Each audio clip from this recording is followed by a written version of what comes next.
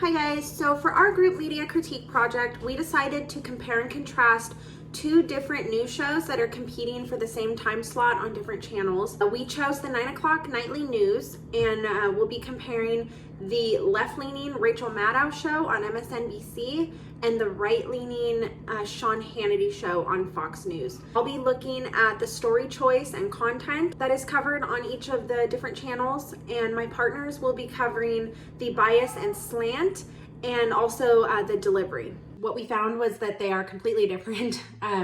Depending on which channel you decide to tune into, you will get two completely different sets of information.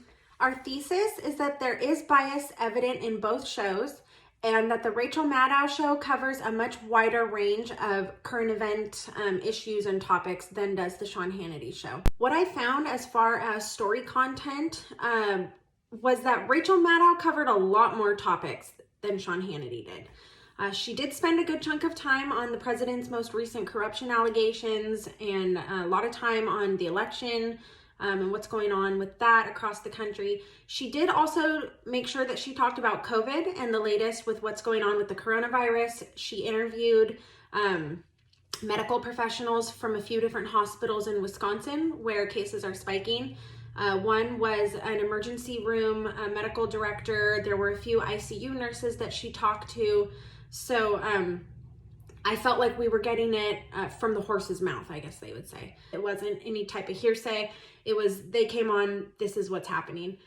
In contrast, Sean Hannity made zero mention of coronavirus. If you were a Fox News viewer who only tuned into Sean Hannity, you might not even know that the coronavirus was an issue right now. All the interviews that he had, like he had pretty political interviewees.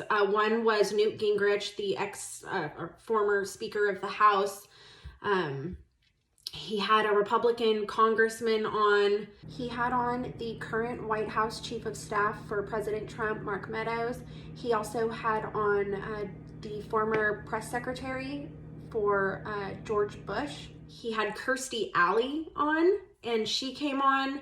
Her whole segment was just to talk about how recently she came out as a Trump supporter and Democrats have been bullying her and how terrible the Democrats are. Rachel Maddow also talked about a few high-profile court cases that she thinks her viewers might be interested in. She told us when the court case, I guess they were all going to be the next day. So she said one at 10, one at 12, tune in if you want updates on those court cases. So there was a mixture of topics. She, went from one to another. Usually a commercial break would separate the different topics. Sean Hannity, on the other hand, he spent pretty much the entire hour on Hunter Biden's hacked emails. Sean Hannity covered the disinformation piece, but he didn't label it as disinformation. He labeled it as fact. And so that was pretty interesting. Rachel Maddow gave a whole background spiel about where this information was coming from, who the hackers are. I guess they've also hacked the French election in 2017. They did the same thing to Emmanuel Macron. They hacked the emails, dumped them.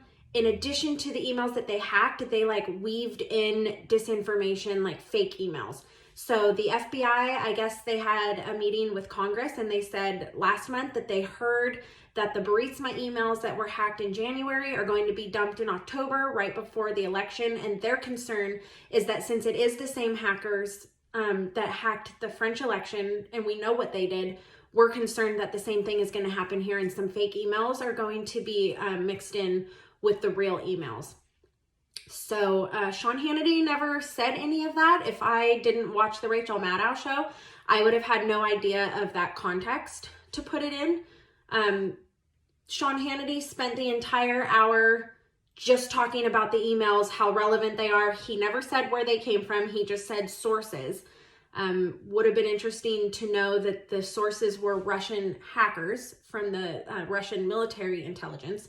That's kind of an important fact to go along with that. So all in all, while we did find bias evident in both shows, which my partner will get more into in his next segment coming up, we found that we did receive a much wider range of information with Rachel Maddow, and we felt like we received more background and context information to put the news that she was reporting into the correct context.